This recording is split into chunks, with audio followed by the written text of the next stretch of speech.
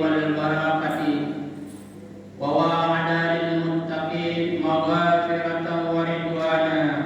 أشهد أن لا إله إلا الله وحده لا شريك له شهادة تكون لنا مطهرة بالقلب شركا وكفرانا. وأشهد أن محمدا عبده ورسوله المبعوث ليخرج الناس من الظلمات إلى النور ظاهرا وباطنا.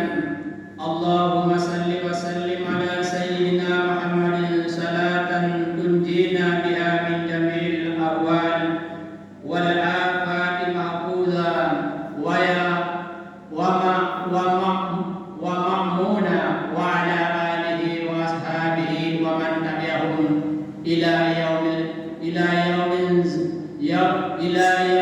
يظهر الناس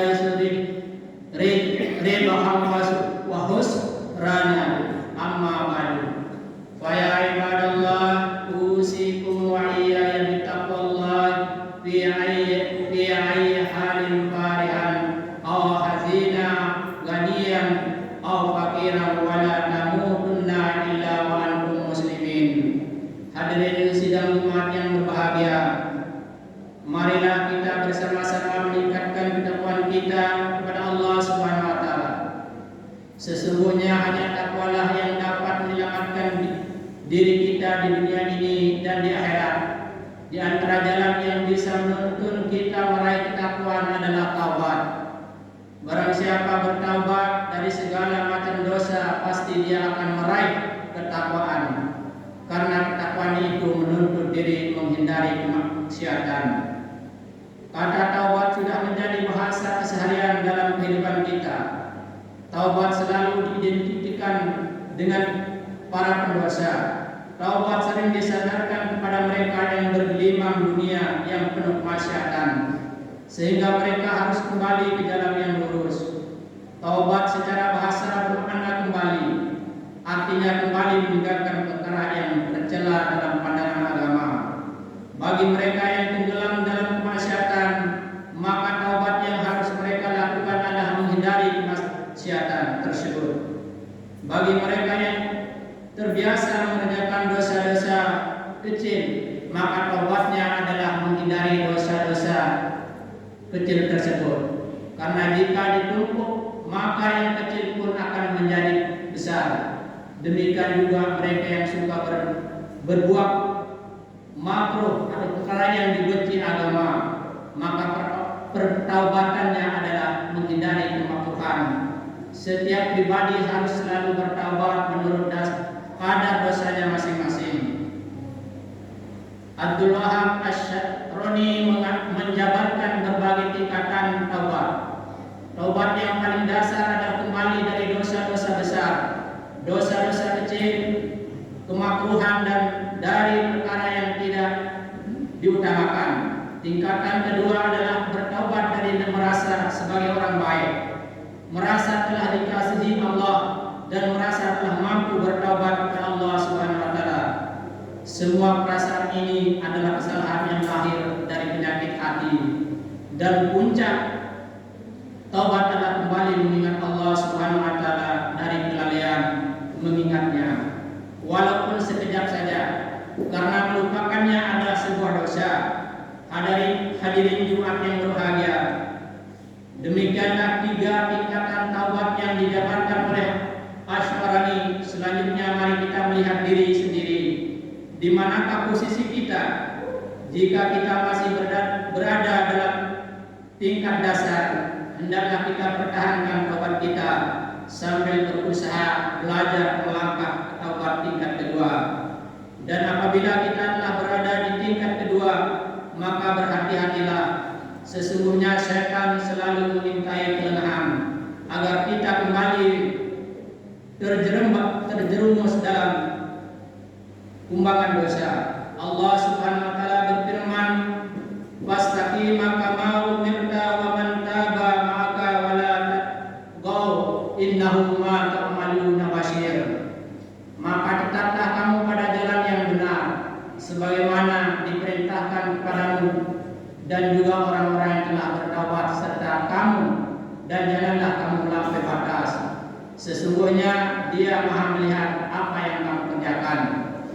Quran Surat Hud ayat 112. Bertaubat tidaklah harus menunggu perbuatan dosa. Tanpa berbuat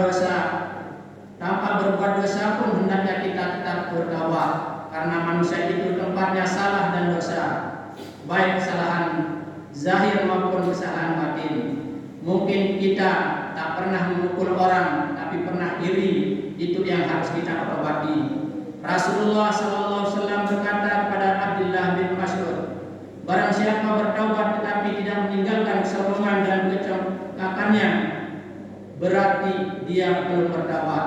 Hadirin Jumat yang berbahagia, taubat merupakan kesempatan yang diberikan oleh Allah Subhanahu wa taala kepada hamba berbuat dosa. Taubat adalah peluang untuk lebih mendekatkan diri kepadanya. Sesungguhnya Allah Maha Penerima taubat lagi Maha Penyayang. Jika kita ingin disayang oleh Allah, maka segeralah bertaubat. Sungguh Allah Subhanahu wa taala mengistimewakan hamba-hamba yang mau bertaubat, apalagi yang masih usia muda. Bahkan dia akan mengganti segala keburukannya menjadi kebaikan, kecuali orang-orang yang bertaubat, beriman dan beramal saleh, maka kejahatannya akan diganti Allah dengan kebajikan. Diceritakan di sebuah lorong kota Madinah, sahabat Umar bin Khattab tak sengaja berjumpa dengan seorang pemuda yang sedang berjalan dengan menenteng minuman keras. Begitu pemuda itu sadar bahwa sosok yang berpapasan dengannya adalah Umar, seketika itu dia menyembunyikan minuman keras di balik jubahnya. Sahabat Umar bertanya tentang botol yang berada di balik jubahnya tersebut. Karena sangat malu akan tingkah lakunya, pemuda itu berdoa dalam hati, ya Allah, janganlah Engkau membuka rahasia keburakanku, dan janganlah Engkau permalukan diriku di hadapan Umar bin Khattab. Tutuplah semua itu, aku berjanji tidak akan minum minuman keras lagi selamanya. Pemuda itu berbohong, ya Amirul Mukminin, yang aku bawa ini adalah cuka. Umar pun menuntut lebih jauh, bukalah supaya aku mengetahui apa yang engkau sembunyikan di balik jubahmu itu. Maka pemuda itu mengeluarkan botol yang berada di balik jubahnya. Minuman keras itu telah berubah menjadi cuka yang nikmat dan segar. Ini merupakan bukti kepada betapa Allah Subhanahu wa taala memang istimewakan hamba yang bertaubat.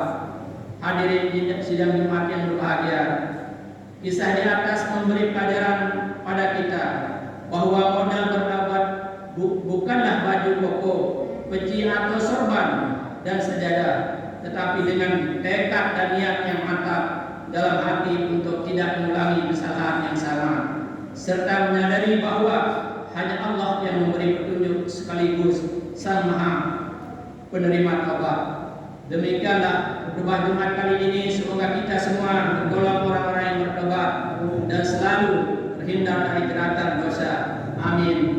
Barakallahu li wa lakum fil Qur'anil azim wa nafa'ani wa iyyakum bima fihi min al-ayati waz-zikril hakim wa taqabbal minni wa minkum tilawatahu innahu huwas samiul alim. Aqulu qawli hadza wa astaghfirullahal azim li wa lakum wa li sairil muslimin wal muslimat wal mu'minina wal mu'minat fastaghfiruhu innahu huwal ghafurur rahim.